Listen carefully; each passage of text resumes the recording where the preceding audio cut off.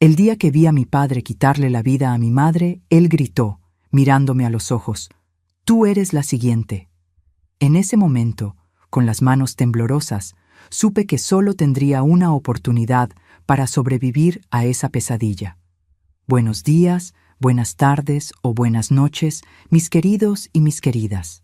Qué gusto poder sentarme aquí en el portal de mi casita y compartir un poquito de mi vida con ustedes. Me llamo Guadalupe Feliciana Ordóñez, pero todo el mundo aquí en Pátzcuaro, Michoacán, me conoce simplemente como Doña Lupe. Estoy con mis 76 años bien vividos, nacida y criada en Morelia, una ciudad pequeña del estado de Michoacán. Pero hace décadas que vivo aquí en Pátzcuaro, en esta casa de ventanas azules que da frente al atardecer más bonito que ustedes puedan imaginar. Hoy en día, mi mayor placer es cuidar de mis rosales y dar clases de bordado a las muchachas de aquí. Tengo un grupo de 15 niñas que vienen todos los martes y jueves a aprender los puntos que mi abuela me enseñó. Es una alegría ver cómo se entusiasman cuando logran terminar un mantel o una servilleta con esos puntitos tan chiquitos. También hago atole que vendo en el tianguis del pueblo. Todo el mundo dice que es el mejor de Pátzcuaro, pero yo creo que es porque le pongo un poquito de canela que hace toda la diferencia. Comencé con el bordado siendo aún niña, cuando mi abuela Esperanza me sentaba a su lado en el portal de nuestra casa en Morelia. Ella tenía una paciencia de ángel para enseñarme cada puntito. «Lupe», me decía, «cada punto es como un día de la vida. Hay que hacerlo con cuidado, porque después de dar el nudo, no hay forma de volver atrás». Solo entendí el verdadero significado de esas palabras muchos años después, cuando la vida me enseñó de la manera más dura. Estoy sentada aquí en mi mecedora con mi rebocito en la espalda, porque el viento de diciembre en Pátzcuaro es traicionero. Trae ese fresquecito que se mete en los huesos de la gente mayor. A mi lado está mi mesita con un vaso de té de hierbabuena que acabo de hacer. La vista desde aquí da a mi jardincito, donde las rosas están empezando a abrirse después de esa llovizna de ayer. Es un rinconcito de paz que construí después de tanto sufrimiento. Y ustedes, mis queridas y mis queridos que me están viendo ahora, cuéntenme aquí en los comentarios desde qué pueblito me están viendo y a qué horita del día encontraron este video. ¿Están con una taza de café calientito en la mano igual que yo o están acostaditos en la cama antes de dormir? Me encanta saber de dónde son y cómo encontraron a esta abuelita. Si les gusta mi historia, no olviden dejar su pulgar arriba y suscribirse al canal Memorias de las Abuelas para no perderse las próximas historias que les voy a contar. Saben, hoy quiero compartir con ustedes una historia que guardé dentro de mi corazón por mucho tiempo. No es fácil hablar sobre esto, pero siento que llegó la hora de quitarme este peso del pecho. Es una historia sobre una noche que cambió mi vida para siempre. Sobre perder todo en un abrir y cerrar de ojos y encontrar fuerza donde ni siquiera sabía que la tenía. Sobre cómo a veces la vida nos pone en situaciones donde tenemos apenas segundos para tomar decisiones que van a determinar todo nuestro futuro. Voy a contarles cómo fue que a los 12 años de edad vi mi vida voltearse de cabeza en una sola noche y cómo conseguí sobrevivir después de eso. Es difícil volver a estos recuerdos, pero tal vez mi historia pueda dar fuerza a alguien que esté pasando por momentos difíciles. Recuerdo como si fuera hoy nuestra casita en Morelia, el olorcito de tortillas recién hechas que mi mamá preparaba todas las mañanas y cómo todo cambió tan rápido en aquella noche de tormenta. Mi infancia en Morelia fue sencilla, pero llena de cariño, al menos hasta aquella noche. Nací en 1949, en una casa pequeña de adobe, con un patio lleno de árboles frutales.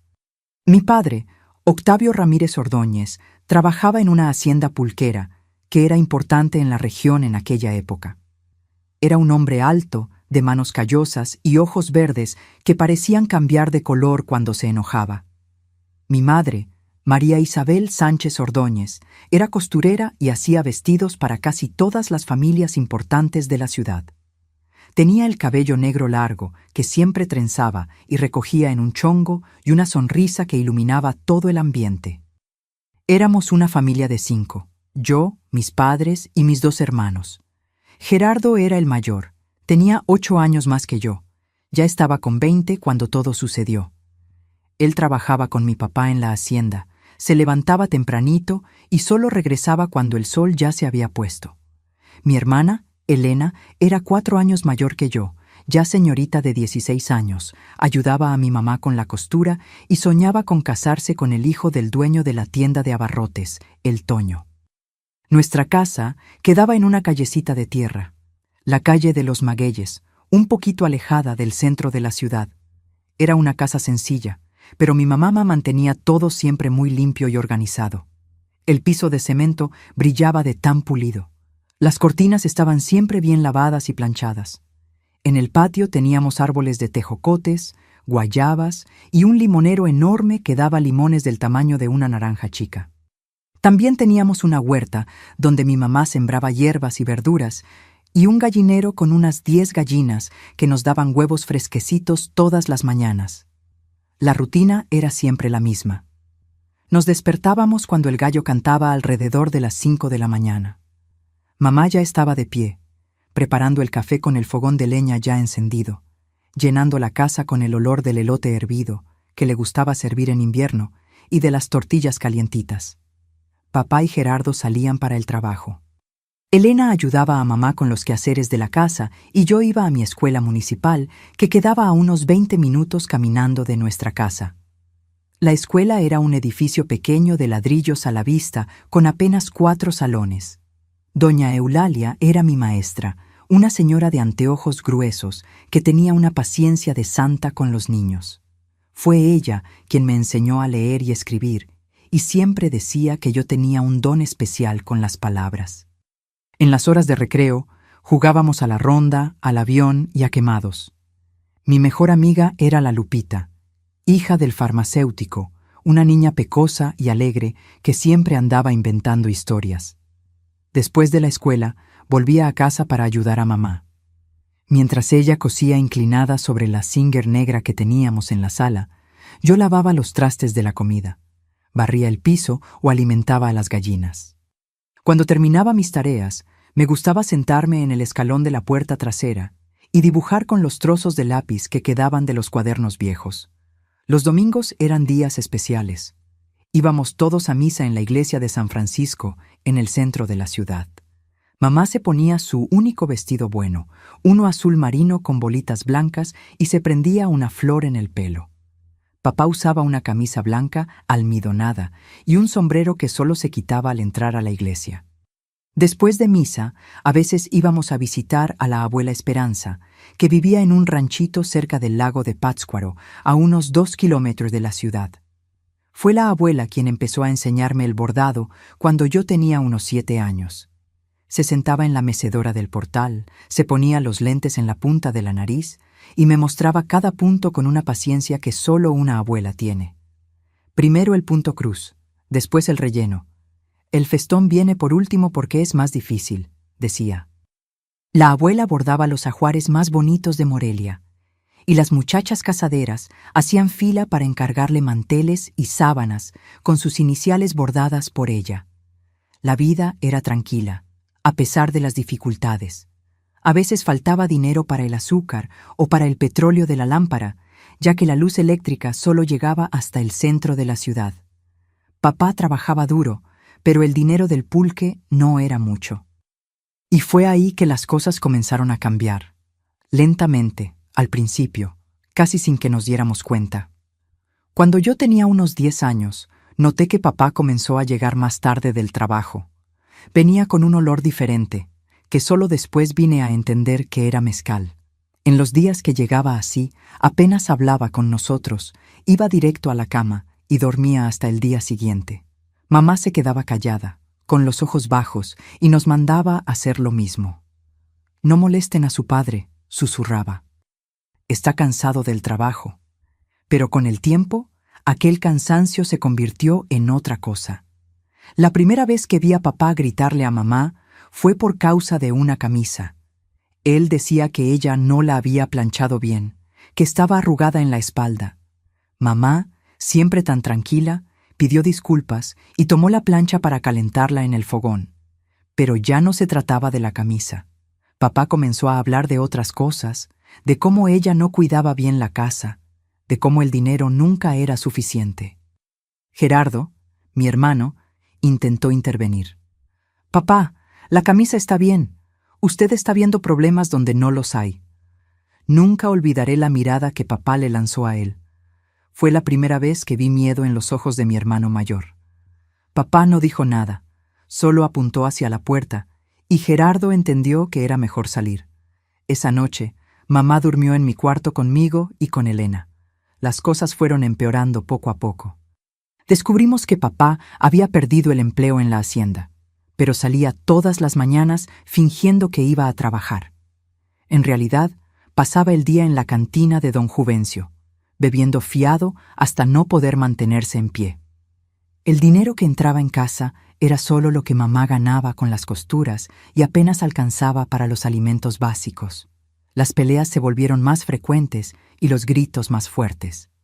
Mamá trataba de protegernos, mandándonos a jugar al patio o a la casa de algún vecino cuando percibía que papá estaba volviendo en ese estado. A veces, por la mañana, veía marcas moradas en sus brazos que ella intentaba esconder con mangas largas. Decía que se había golpeado con la esquina de la mesa o tropezado con la cubeta. Yo era pequeña, pero no era tonta. Gerardo comenzó a llegar cada vez menos a casa. Con 20 años ya estaba trabajando en la carpintería del otro lado de la ciudad y solo aparecía de vez en cuando, generalmente cuando sabía que papá no estaba. Él traía un poco de dinero para mamá a escondidas y siempre me traía un dulce o un listón para el pelo. «¿Cuidas a mamá?», me decía antes de irse. Y yo prometía que sí, aunque sin saber bien cómo hacer eso. Elena también cambió. De niña alegre que cantaba mientras ayudaba a mamá, se convirtió en una muchacha callada, de ojos siempre bajos. El sueño de casarse con Toño parecía cada vez más distante, ya que la familia de él, que era una de las más respetadas de la ciudad, comenzó a notar que algo no iba bien en nuestra casa. Y fue en una noche de tormenta, una de esas tormentas que hacen temblar las ventanas, que todo llegó al límite. Yo tenía 12 años. Era enero de 1962. Recuerdo porque acababa de cumplir años. El calor era sofocante, incluso con la lluvia. Papá no había aparecido en casa por 2 días. Mamá estaba preocupada, no por él, sino por lo que pasaría cuando volviera. Estábamos cenando solo yo, mamá y Elena, cuando oímos los gritos en el portón. Era él, empapado de lluvia y de mezcal, gritando que iban a acabar con todo, que estábamos todos contra él. Mamá nos empujó hacia el cuarto, cerró con llave la puerta y volvió a la sala para intentar calmar a papá. Elena me abrazó fuerte y nos quedamos las dos acurrucadas detrás de la cama, oyendo los gritos volverse cada vez más fuertes. Aquella noche, la tormenta afuera parecía reflejar lo que sucedía dentro de nuestra casa. Los truenos ahogaban parte de los gritos, pero aún se podían oír las palabras horribles que papá le decía a mamá. Elena temblaba a mi lado, sus manos tapándose los oídos. «Reza, Lupe», susurraba. «Reza a la Virgen de Guadalupe para que proteja a mamá». De repente, oímos un ruido que no era ni trueno ni grito. Era algo rompiéndose, algo pesado. Después vino el silencio, más aterrador que cualquier grito. Elena y yo nos miramos, nuestros ojos muy abiertos en la oscuridad. Ella me hizo señal de que me quedara quieta y fue hasta la puerta intentando escuchar. Nada, ni un murmullo. «Voy a ver qué pasó», dijo, la voz casi desaparecida. «No vayas», supliqué, agarrando su brazo. «Es peligroso», pero ella apartó mi mano con delicadeza. «Necesitamos saber si mamá está bien». Elena abrió la puerta del cuarto con cuidado, sin hacer ruido. Abrió solo una rendija y miró. Después se volvió hacia mí, el rostro pálido como cera. «Quédate aquí. No salgas por nada, ¿me entendiste? Por nada». Ella salió y cerró la puerta tras de sí. Me quedé sola en el cuarto oscuro, abrazada a mis rodillas, oyendo mi corazón latir tan fuerte que parecía que iba a salir por mi boca. Conté hasta 100. Después otra vez y otra vez. Elena no volvía. El silencio era total, salvo por los truenos ocasionales y el tamborileo de la lluvia en el techo. No sé cuánto tiempo pasó hasta que junté valor para salir del cuarto. Podría haber sido 10 minutos o 1 hora. Cuando finalmente abrí la puerta, lo que vi nunca más salió de mi memoria, por más que haya intentado olvidar.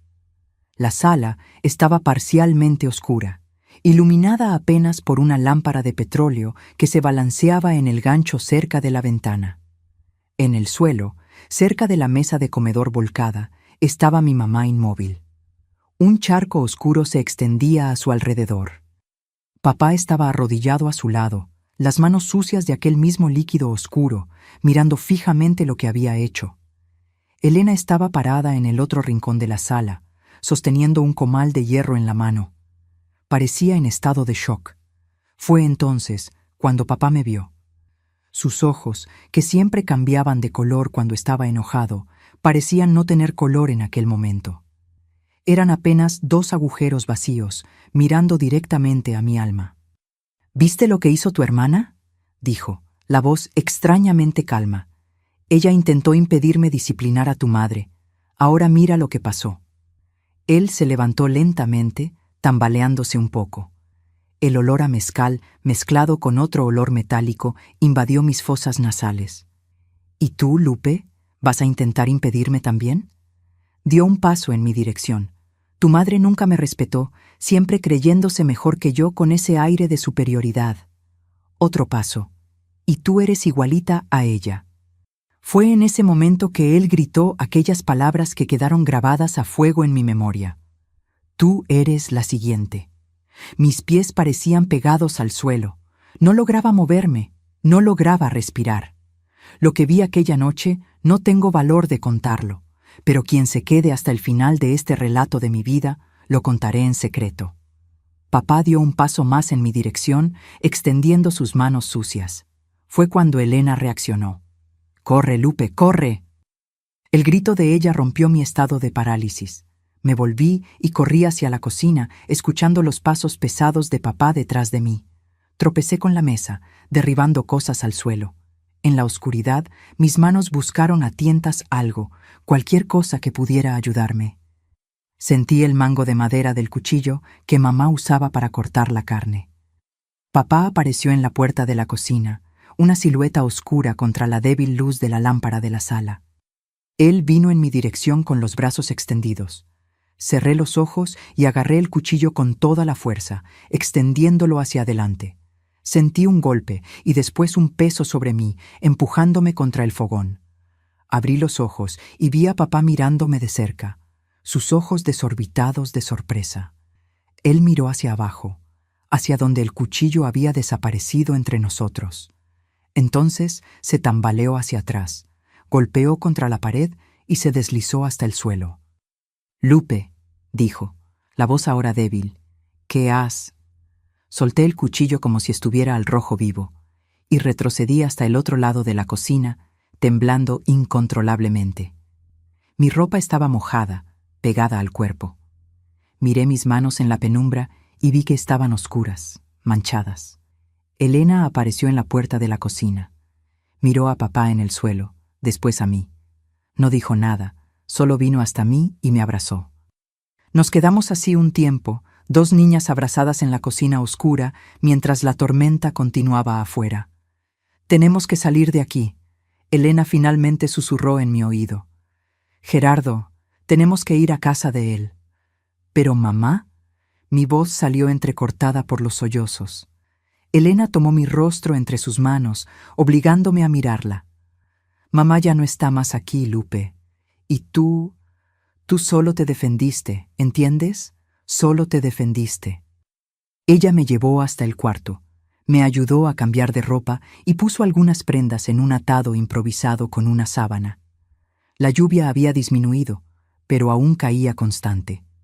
Salimos por la puerta trasera, 2 sombras en la noche de Morelia. La casa de Gerardo quedaba del otro lado de la ciudad, cerca de la carpintería donde trabajaba. Era un cuarto de adobe con apenas un espacio, pero para nosotras en aquella noche parecía un palacio seguro. Él no estaba en casa cuando llegamos, mojadas hasta los huesos y temblando de frío y miedo. Elena rompió la ventana trasera y entramos. Encendió una lámpara que encontró cerca del fogón y me hizo sentar en la única silla que había allí. Después, envolvió mis hombros con una cobija vieja.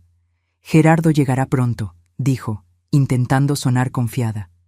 «Él sabrá qué hacer». No respondí. Tenía la impresión de que nunca más lograría hablar. Mi garganta parecía cerrada por un nudo imposible de desatar. Mis manos no paraban de temblar. No importaba cuánto intentara controlarlas. Gerardo llegó casi una hora después. Entró sacudiendo el agua de la lluvia de su chamarra y se detuvo al vernos allí. Bastó una mirada a Elena y entendió que algo terrible había sucedido. «¿Dónde está mamá?», fue lo primero que preguntó. Elena negó con la cabeza, los ojos llenos de lágrimas. «Papá, él…» No logró terminar. «¿Y él?». Elena me miró a mí y después de vuelta a Gerardo. Lupe se defendió. Gerardo vino hasta mí y se arrodilló, sosteniendo mis manos temblorosas en las suyas. «Mírame, Lupe», obedecí, levantando los ojos hacia el rostro de mi hermano. «No hiciste nada malo, ¿entiendes? Nada. Fue él quien comenzó todo esto. Tú solo intentaste protegerte». Aquella noche dormimos los tres juntos en la cama estrecha de Gerardo, o mejor dicho, Elena y yo nos acostamos. Gerardo se quedó sentado en la silla, velando nuestro sueño, aunque dudo que cualquiera de nosotros haya realmente dormido. Por la mañana Gerardo salió. Dijo que iba a resolver las cosas. Nos quedamos Elena y yo en el cuarto sin decir una palabra, solo esperando. Ella intentó hacerme comer un poco de atole que había sobrado en la olla, pero yo no lograba tragar nada. Gerardo volvió algunas horas después, el rostro sombrío como nunca lo había visto. Él conversó en voz baja con Elena en el rincón del cuarto. Yo fingía que no estaba oyendo, pero capté fragmentos de la conversación. Delegación, accidente, borracho cayó, nadie va a investigar mucho, don Clemente va a ayudar, dinero para irnos. Don Clemente era el dueño de la carpintería, un hombre respetado en la ciudad. Gerardo había ganado su confianza con su trabajo duro. Más tarde, descubrí que fue él quien dio dinero para comprar boletos de autobús y comenzar una nueva vida lejos de allí. 3 días después, cuando los cuerpos de mamá y papá ya habían sido enterrados, yo no fui al entierro. Elena me lo prohibió. Estábamos los tres en la terminal esperando el autobús de las 6 de la mañana. Íbamos para Guadalajara, donde una prima lejana de mamá vivía. Era el primer paso de nuestra huida de Morelia y de los recuerdos de aquella noche terrible. Mientras esperábamos el autobús, miré por última vez la pequeña ciudad donde nací, las luces de las casas empezando a encenderse en la madrugada. Sentí una opresión en el pecho al pensar en todo lo que estaba dejando atrás. La casa donde crecí, la escuela donde estudié, los amigos que nunca más vería, la abuela Esperanza que se quedaría sin entender nuestra desaparición repentina, pero sabía que no teníamos opción. Morelia ahora guardaba memorias que ninguna de nosotras lograría enfrentar. El autobús para Guadalajara se balanceaba en la carretera mientras yo observaba el paisaje pasar por la ventana. Mi cuerpo estaba allí, pero mi mente continuaba presa en aquella cocina oscura en Morelia. Elena estaba sentada a mi lado, sosteniendo mi mano con fuerza, como si temiera que yo pudiera desaparecer si me soltaba. Gerardo estaba sentado frente a nosotras, el rostro cansado y los ojos atentos, siempre vigilante. No hablé una palabra durante todo el viaje. No podía. Era como si mi voz se hubiera quedado atrapada en aquella noche, junto con la inocencia de la niña que había sido. Elena y Gerardo respetaban mi silencio, solo intercambiando miradas preocupadas de vez en cuando. Guadalajara era una ciudad grande y ruidosa, comparada con Morelia. Las calles eran más anchas, había más coches, más gente, más de todo. La prima de mamá, doña Josefina, nos recibió con una mezcla de sorpresa y desconfianza. Era una mujer delgada, de cabellos grises y rostro severo, que no veía a mamá desde hacía más de 20 años. Gerardo le contó una versión modificada de los acontecimientos, que nuestros padres habían muerto en un accidente y que necesitábamos un lugar para quedarnos hasta establecernos. No tengo mucho espacio, dijo, mirando el pequeño apartamento de 2 cuartos, donde vivía sola desde que su marido había muerto. Pero pueden quedarse por un tiempo. Aquel un tiempo acabó siendo apenas 3 meses. Doña Josefina no era una mala persona, pero su vida solitaria de viuda no se adaptaba bien a la presencia repentina de 3 jóvenes.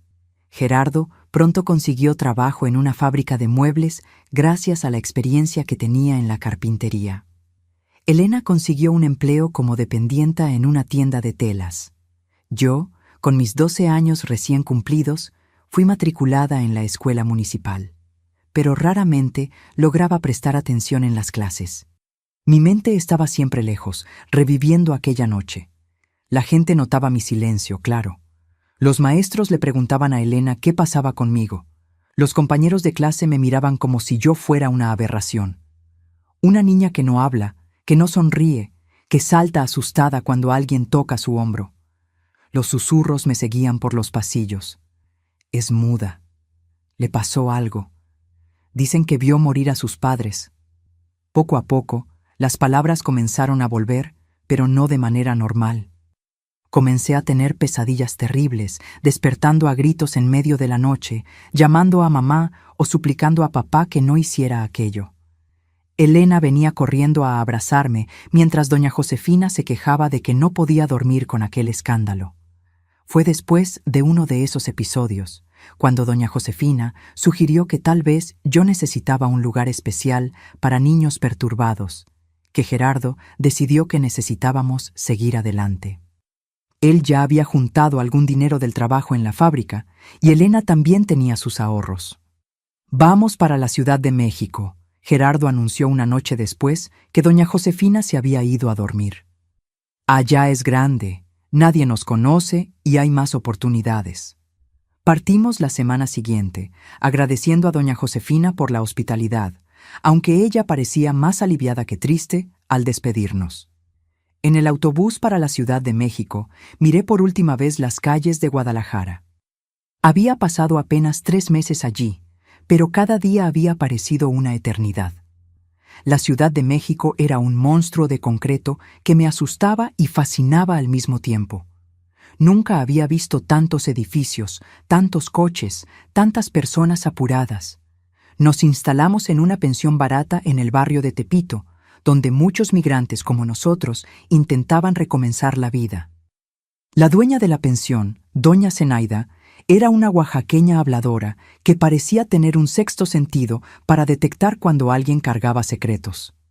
«Ustedes están huyendo de algo, ¿no es cierto?», preguntó pocos días después de nuestra llegada. Gerardo intentó negar, pero ella solo negó con la cabeza. «Todo el mundo que llega aquí está huyendo de algo, hijo mío. Lo importante es no traer problemas a mi pensión». Gerardo consiguió trabajo en una bodega de materiales de construcción. Elena fue contratada como ayudante en un taller de costura, gracias a las habilidades que había aprendido con mamá. Y yo, ahora con casi 13 años, debería haber vuelto a la escuela, pero no podía. El miedo de estar entre personas, de ser observada, de ser cuestionada, era demasiado grande. En vez de eso, me quedaba en la pensión durante el día, ayudando a doña Zenaida con la limpieza y la cocina. Ella no hacía preguntas sobre mi pasado, solo me enseñaba cómo limpiar los cuartos, cómo preparar frijoles en su punto, cómo hacer un café fuerte como les gustaba a los huéspedes. «Esta niña no debería estar trabajando, debería estar estudiando», comentó con Elena cierta vez cuando pensaba que yo no podía oír. «Hay algo roto dentro de ella. Se puede ver en sus ojos». Por la noche, cuando nos retirábamos al pequeño cuarto que compartíamos, Elena me abrazaba y hablaba sobre el futuro. Cómo un día tendríamos nuestra propia casa, cómo ella abriría su propio taller de costura, cómo Gerardo encontraría una buena muchacha para casarse. Nunca hablábamos sobre el pasado, sobre Morelia, sobre nuestros padres. Era como si hubiéramos hecho un pacto silencioso para enterrar aquellos recuerdos, pero ellos no quedaban enterrados. Surgían en mis pesadillas, en las reacciones de pánico cuando oía una voz masculina alterada, en mi mirada, siempre atenta a puertas y ventanas, siempre buscando rutas de escape. Elena y Gerardo también cargaban sus cicatrices. Elena nunca más mencionó el sueño de casarse. Gerardo empezó a beber más de lo debido los fines de semana, llegando tarde a la pensión con la mirada perdida que recordaba demasiado a la de papá. Fue en una de esas noches, casi un año después de nuestra llegada a la Ciudad de México, que todo cambió nuevamente. Gerardo llegó borracho, tropezando por los pasillos de la pensión. Elena intentó calmarlo, llevarlo al cuarto antes de que doña Zenaida despertara y nos echara. Pero él resistió, gritando cosas inconexas sobre nuestros padres, sobre Morelia, sobre cómo estaba cansado de huir. «¿Ustedes no entienden?», gritaba mientras Elena intentaba ahogar su voz. «Nos van a encontrar. La policía va a descubrir lo que pasó». Me quedé paralizada en el rincón del cuarto, viendo a mi hermano transformado en una versión de papá. Incluso sabiendo que era el alcohol hablando, incluso sabiendo que él jamás me lastimaría, sentí el mismo miedo de aquella noche. Cuando él se volvió en mi dirección, gesticulando violentamente, tuve un ataque de pánico. Corrí fuera del cuarto, fuera de la pensión, hacia las calles oscuras de la Ciudad de México. Corrí sin dirección, solo huyendo del fantasma de papá, que momentáneamente había poseído a mi hermano. Elena vino detrás de mí, gritando mi nombre, pero yo estaba ciega y sorda de terror. Solo me detuve cuando no tenía más aliento, en un callejón cualquiera, donde me acurruqué detrás de cajas de cartón. Elena me encontró allí, temblando como una hoja. Se arrodilló a mi lado, me abrazó y lloró conmigo. «No podemos seguir así», dijo cuando finalmente logramos calmarnos. «Gerardo se está perdiendo. Tú estás cada vez más cerrada. Necesitamos ayuda, Lupe». Al día siguiente, mientras Gerardo dormía para curar la resaca, Elena me llevó a una iglesia en el centro de la ciudad. No era católica como la que frecuentábamos en Morelia, sino una evangélica con un letrero simple en el frente: Iglesia Evangélica Refugio de Gracia. Elena había oído hablar de ella a través de una compañera del taller. El pastor, un hombre de mediana edad llamado Ezequiel, nos recibió en su pequeño despacho. Elena contó nuestra historia. No todos los detalles sombríos, pero lo suficiente para que él entendiera que cargábamos un peso demasiado grande para nuestras jóvenes edades. «Dios no da cargas que no podamos llevar», dijo, sosteniendo nuestras manos. «Pero también nos envía ángeles para ayudar en el camino». Aquella visita cambió el curso de nuestras vidas. La congregación del pastor Ezequiel mantenía un trabajo con familias en dificultad. Ellos nos ayudaron a encontrar un pequeño apartamento para alquilar, a buscar tratamiento para Gerardo, e incluso a matricularme en clases particulares con una maestra jubilada que formaba parte de la iglesia. El trauma no desapareció de la noche a la mañana. Las pesadillas continuaron, así como los ataques de pánico. Pero por primera vez desde aquella noche en Morelia, sentí que ya no estábamos huyendo. Habíamos encontrado personas que nos aceptaban sin hacer preguntas sobre nuestro pasado, que nos ofrecían no solo ayuda material, sino también aquel consuelo espiritual que no sabía que necesitaba tan desesperadamente. La recuperación era un proceso lento y doloroso. Había días buenos en que lograba sonreír un poco, prestar atención a las lecciones de la maestra doña Matilde y hasta ayudar en la cocina de la iglesia. Pero había también los días malos, cuando los recuerdos volvían con tanta fuerza que apenas lograba levantarme de la cama. Fue en uno de esos días malos, casi 2 años después de nuestra llegada a la Ciudad de México, que todo llegó a un punto crítico. Yo tenía 14 años, ya no era una niña, pero tampoco era una adolescente normal. Mientras otras muchachas de mi edad pensaban en fiestas y muchachos, yo aún luchaba contra los fantasmas del pasado. Aquella mañana, Elena había salido temprano para el trabajo. Ella ahora era costurera jefa en el taller, gracias a su talento con las agujas. Gerardo estaba sobrio hacía casi un año, asistiendo regularmente a las reuniones de un grupo de apoyo en la iglesia y trabajaba como encargado en la bodega. Yo debería haber ido a casa de doña Matilde para mis clases, pero no logré salir de la cama. Una pesadilla particularmente vívida me había dejado temblando y sudando frío. En el sueño estaba de vuelta en aquella cocina en Morelia. Pero esta vez, cuando papá avanzaba hacia mí, el cuchillo no estaba allí. Sus manos se cerraban alrededor de mi cuello y yo podía sentir la vida siendo exprimida fuera de mi cuerpo, mientras veía el rostro de mamá observándome desde un rincón, pálido y acusador, como si dijera: ¿por qué no me salvaste? Desperté gritando, sola en nuestro pequeño apartamento. Me quedé acostada por horas, mirando el techo, incapaz de moverme. Fue entonces cuando noté algo extraño, un olor. El olor a mezcal mezclado con sudor que era tan característico de papá en los últimos tiempos. No era posible. Sabía que era solo mi mente jugando trucos, pero el olor parecía tan real. Me levanté en pánico, buscando el origen de aquel olor. Fui hasta la pequeña sala, después la cocina. Nada. El apartamento estaba vacío, pero entonces, al pasar por el cuarto de Gerardo, vi una botella vacía tirada debajo de la cama, mal escondida. Mi hermano, que había prometido nunca más beber, que parecía estar recuperándose tan bien, había traído aquel veneno a nuestra casa. Algo dentro de mí se quebró. Si ni siquiera Gerardo, que era fuerte, que nos había protegido, lograba escapar de la sombra de papá, ¿qué esperanza había para mí? Sentí una rabia enorme crecer en mi pecho, no dirigida a mi hermano, sino a la vida que nos había sido impuesta, a los fantasmas que no nos dejaban en paz. Tomé la botella y la arrojé contra la pared con toda la fuerza que tenía. El vidrio se hizo añicos, esparciendo pedazos por el suelo.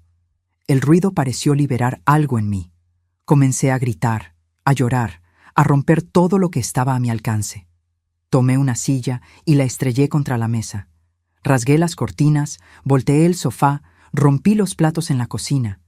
Cuando no había más nada para destruir, caí de rodillas en medio de aquella devastación, sollozando como nunca lo había hecho antes. Fue así como Elena me encontró cuando volvió más temprano del trabajo, preocupada porque doña Matilde había llamado al taller, avisando de mi ausencia. «Dios mío, Lupe, ¿qué pasó?». Corrió hasta mí, pisando pedazos de vidrio, ignorando el estado del apartamento. «No aguanto más», logré decir entre sollozos.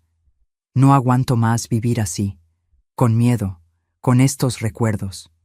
No quiero más soñar con ellos todas las noches. No quiero más ver el rostro de mamá acusándome. No quiero más sentir el olor de papá. Quiero que todo acabe». Elena me abrazó fuerte, meciéndome como hacía cuando yo era pequeña. «Lupe, mi hermanita, tú no tienes culpa de nada de lo que pasó. Tú solo te defendiste. Si no hubieras hecho lo que hiciste, él te habría matado también, como hizo con mamá». «Pero, ¿y si...?» Dudé, finalmente verbalizando el pensamiento que me atormentaba desde hacía años. ¿Y si soy como él? Su sangre corre en mí, Elena. ¿Y si un día yo...? Ella me interrumpió, sosteniendo mi rostro entre sus manos, obligándome a mirar a sus ojos. «Tú nunca serás como él. Tú tienes el corazón de mamá. Eres gentil, eres buena. Lo que hiciste aquella noche no fue por maldad, fue por sobrevivencia».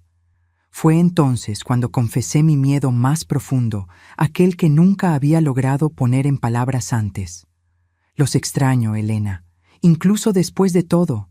Extraño cómo era antes, cuando papá aún era bueno, cuando mamá cantaba mientras cosía. ¿Cómo puedo extrañar algo que acabó de un modo tan horrible?». Elena lloró conmigo, y percibí que era la primera vez que realmente hablábamos abiertamente sobre aquella noche, sobre nuestros padres, sobre los sentimientos contradictorios que cargábamos. Nos dimos cuenta de que habíamos pasado 2 años intentando fingir que el pasado no existía, como si pudiéramos simplemente borrar aquella parte de nuestras vidas y seguir adelante. Cuando Gerardo llegó del trabajo y vio el estado del apartamento, esperábamos que se enfureciera. En lugar de eso, se unió a nosotros en el suelo, en medio de los escombros de nuestro intento de construir una nueva vida. Y también lloró. Pensé que las estaba protegiendo, escondiendo mis problemas, confesó. Pero solo estaba repitiendo lo que papá hacía, guardando todo dentro hasta explotar. Aquella noche, los tres nos sentamos en la cocina semidestruida y por primera vez desde que huimos de Morelia, hablamos honestamente sobre todo, sobre la infancia que tuvimos, sobre cómo papá cambió, sobre mamá intentando protegernos hasta el final, sobre cómo cada uno de nosotros cargaba una culpa que no nos pertenecía.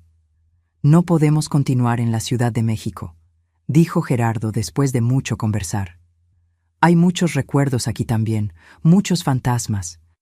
Necesitamos un nuevo comienzo, uno de verdad, donde podamos enfrentar el pasado en vez de intentar enterrarlo. Elena asintió. Conozco a una señora de la iglesia que tiene una hermana en Querétaro.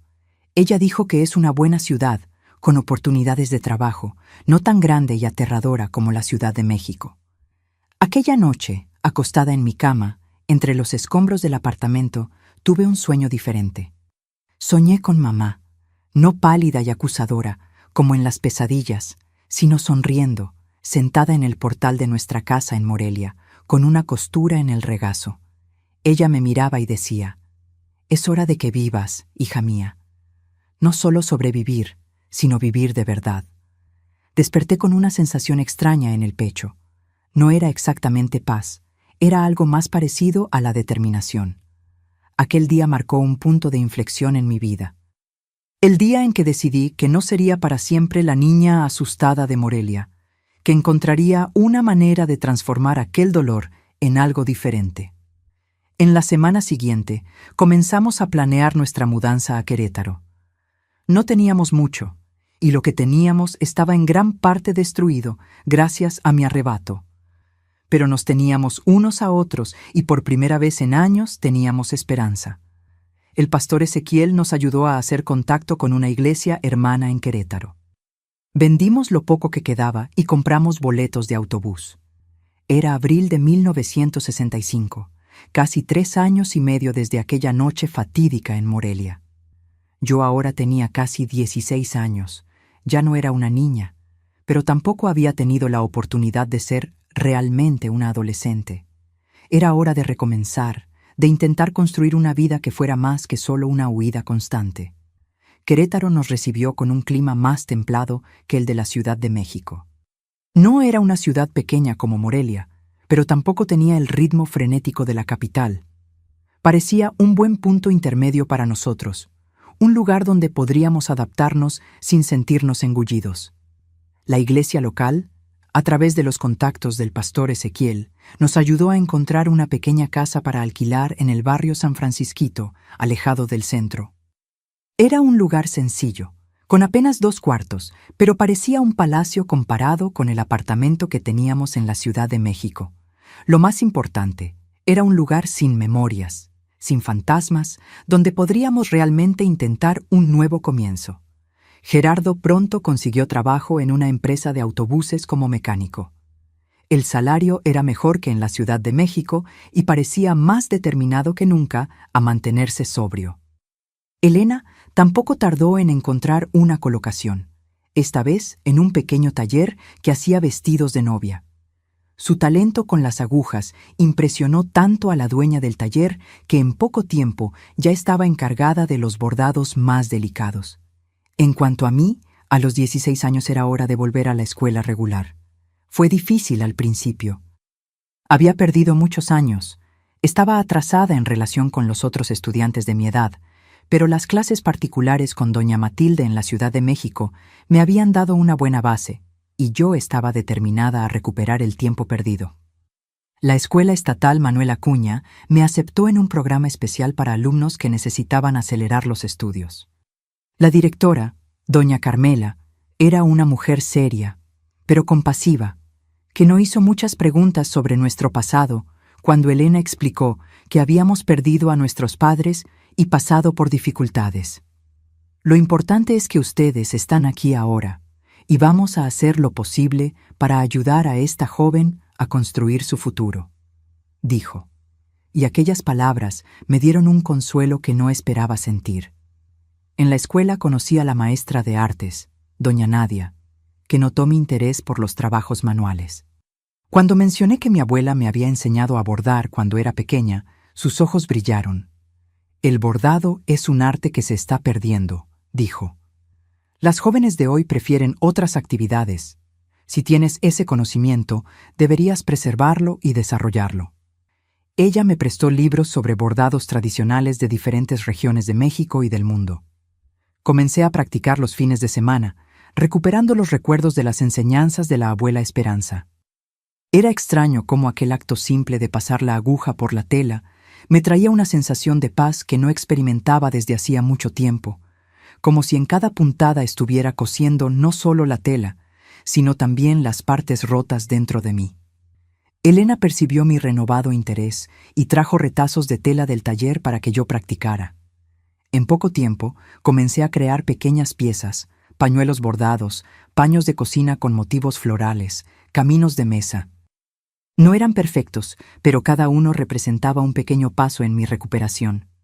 Un día, doña Nadia me invitó a participar en una feria de artesanías que se realizaría en la escuela. Dudé al principio, asustada con la idea de exponer mi trabajo, de exponerme. Pero ella insistió diciendo que había organizado un espacio especial para mí y algunas otras alumnas que hacían trabajos manuales. Es importante celebrar lo que sabemos hacer bien, Lupe, dijo, y especialmente cuando ese conocimiento viene de generaciones anteriores. La feria ocurrió un sábado soleado de septiembre de 1965. Elena y Gerardo estaban allí orgullosos, animándome. Monté una pequeña mesa con los trabajos que había hecho en los últimos meses. Para mi sorpresa, varias personas se detuvieron a mirar, elogiaron los puntos, preguntaron si las piezas estaban a la venta. No lo estaban. No había pensado en eso, pero la experiencia plantó una semilla en mi cabeza. Fue en esa feria que conocí a doña Raquel, una señora de unos 70 años que usaba un rebozo colorido en la cabeza y tenía manos deformadas por la artritis. Se acercó a mi mesa, examinó cada pieza con ojos críticos y finalmente dijo: «Tienes el don, niña. ¿Aprendiste con quién?» Mi abuela empezó a enseñarme, respondí tímidamente, pero ella se quedó atrás cuando nos mudamos. Doña Raquel asintió como si entendiera mucho más de lo que yo había dicho. Tengo un grupo de bordadoras que se reúne en mi casa todos los miércoles. Mujeres mayores, en su mayoría, intentando mantener viva la tradición. Deberías venir. Acepté la invitación más por educación que por convicción. No imaginaba que aquella simple visita cambiaría el curso de mi vida. La casa de doña Raquel quedaba en una calle tranquila del barrio El Cerrito.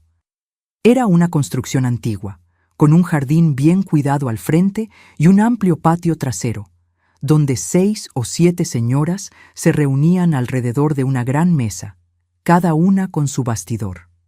Al principio, me miraron con curiosidad. Yo era, por lejos, la más joven allí, pero doña Raquel me presentó con entusiasmo. «Esta es Lupe, la joven de quien les hablé. Tiene manos bendecidas para el bordado». Me senté tímidamente en el lugar que me indicaron y saqué de la bolsa el pequeño bastidor con el trabajo que estaba haciendo.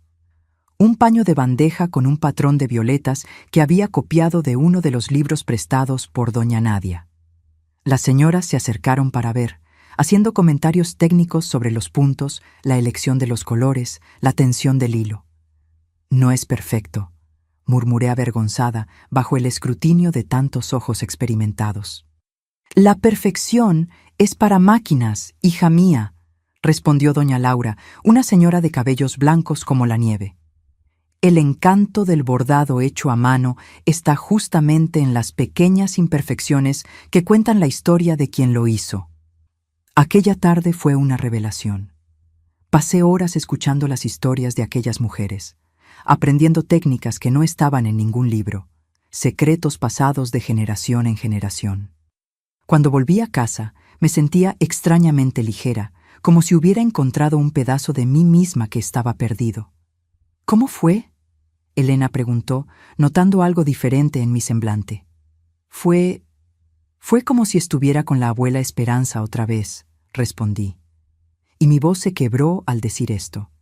Era la primera vez en años que lograba hablar de mi abuela, sin sentir aquel dolor agudo en el pecho. Comencé a frecuentar regularmente las reuniones en casa de doña Raquel. Las señoras me tomaron bajo sus alas, cada una enseñándome su especialidad. Doña Laura era especialista en punto de cruz.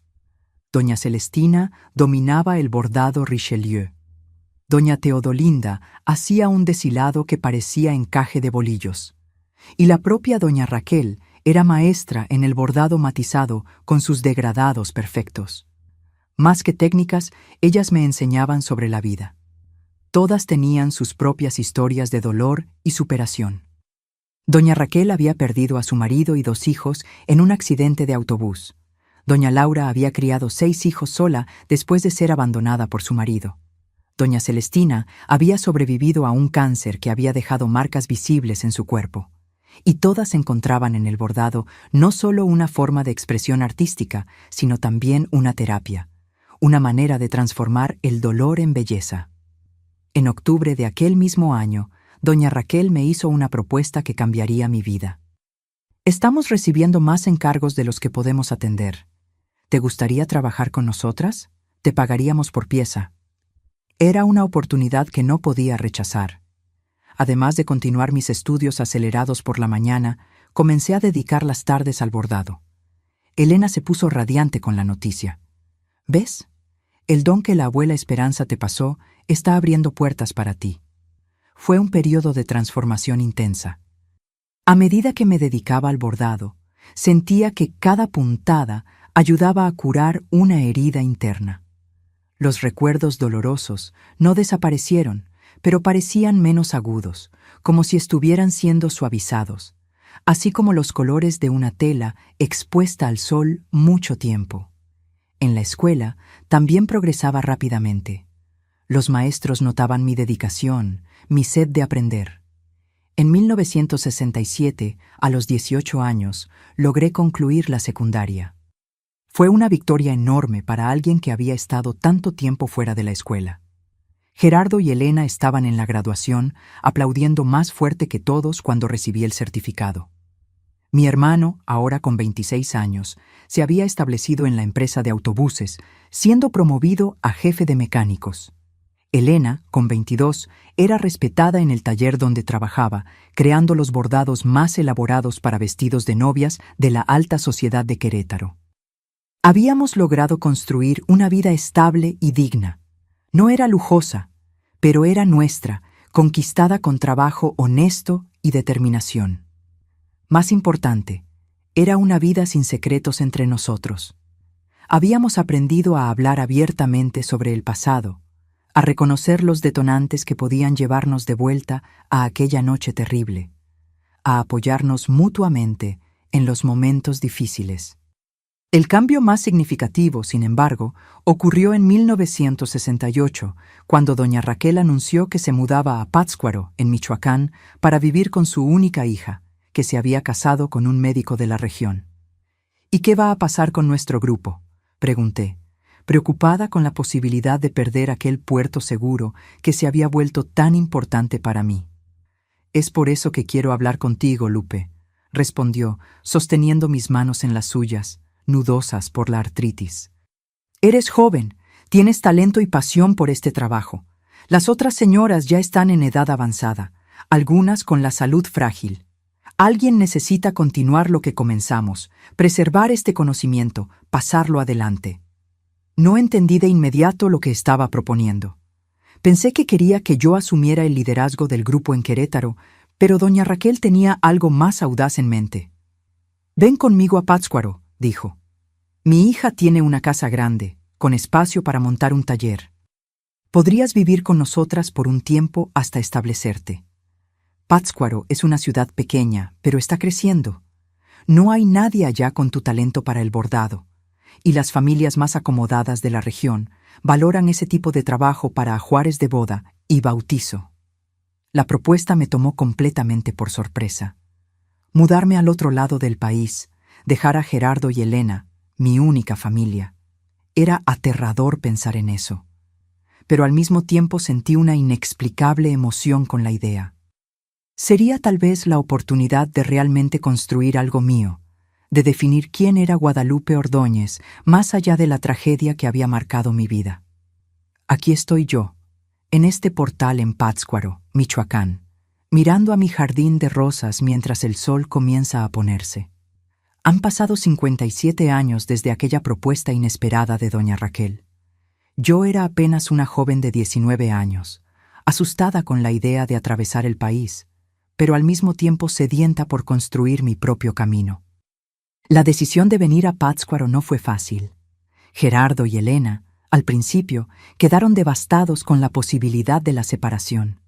Éramos más que hermanos, éramos sobrevivientes de la misma tormenta, compañeros de un viaje doloroso.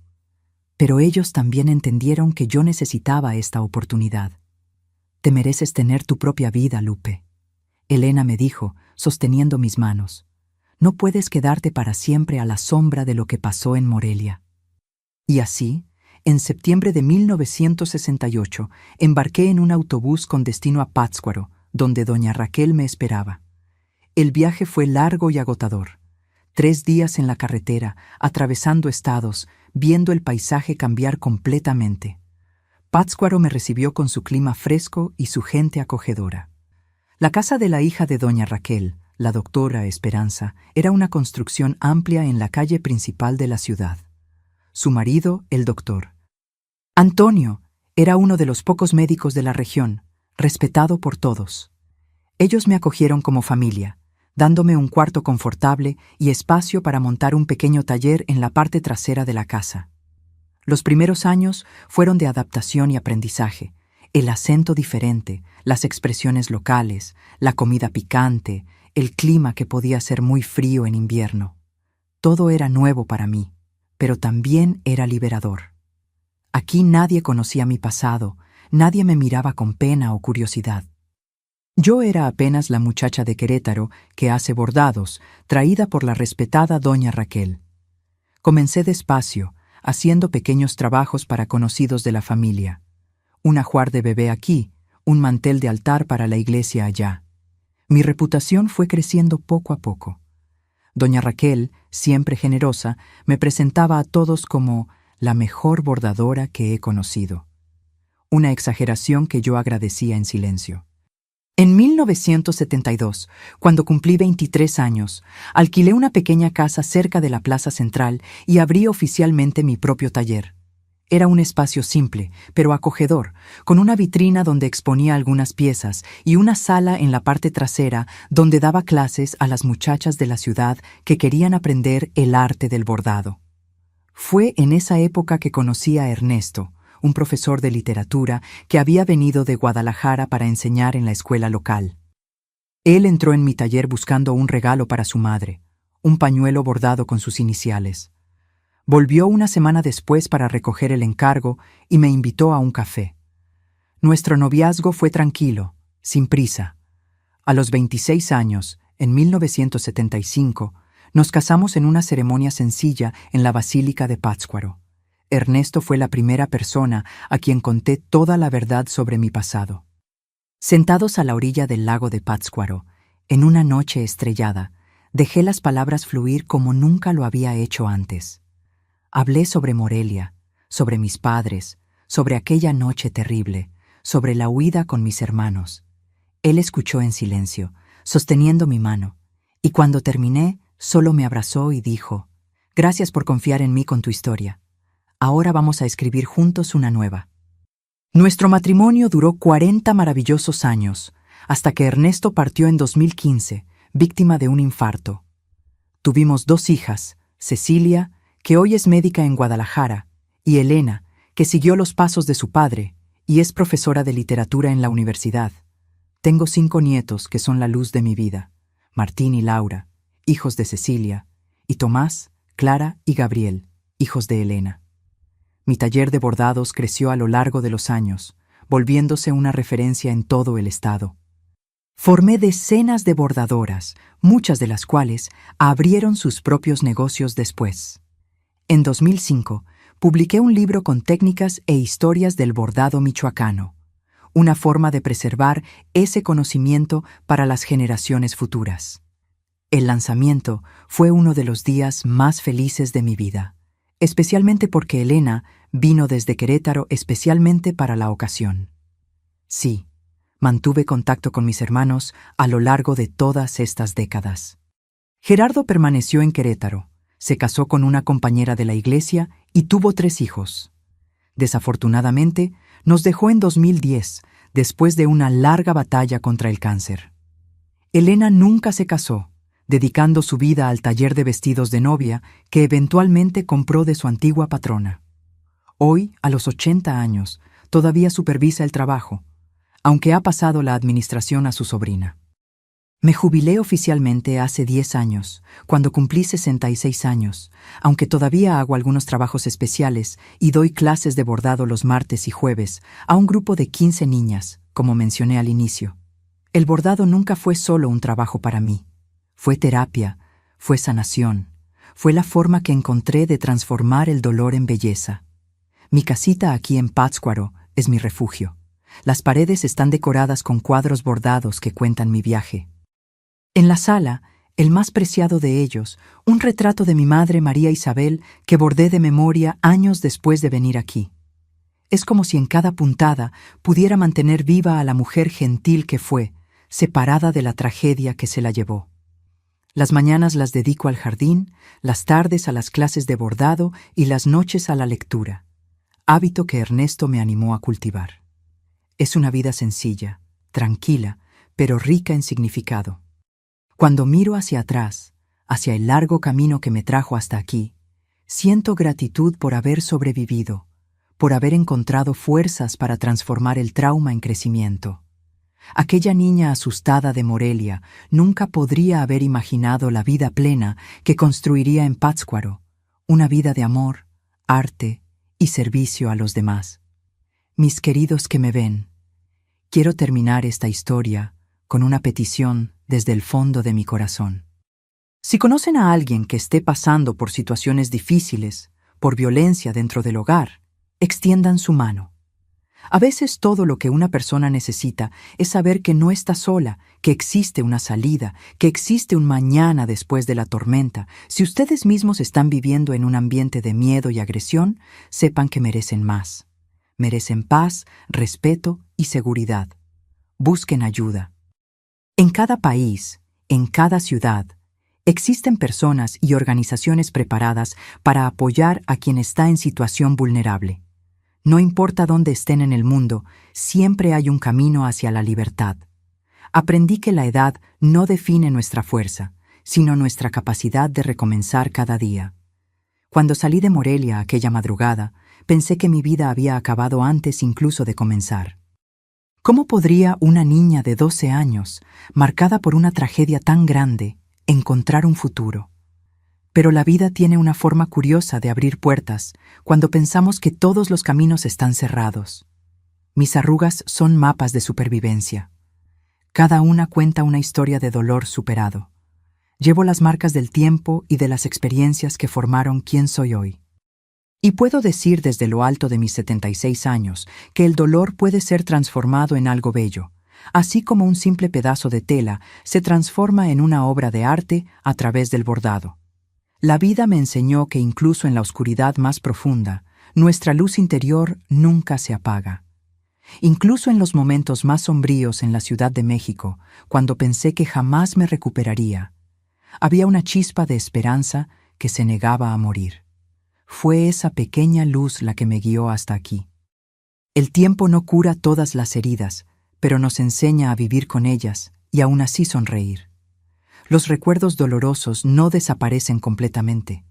Todavía hoy, ocasionalmente, despierto de una pesadilla con el corazón acelerado, pero he aprendido a no permitir que el pasado robe la alegría del presente. Mi historia no es sobre lo que me hicieron, sino sobre cómo elegí responder. Podría haberme vuelto amarga, desconfiada, cerrada al mundo.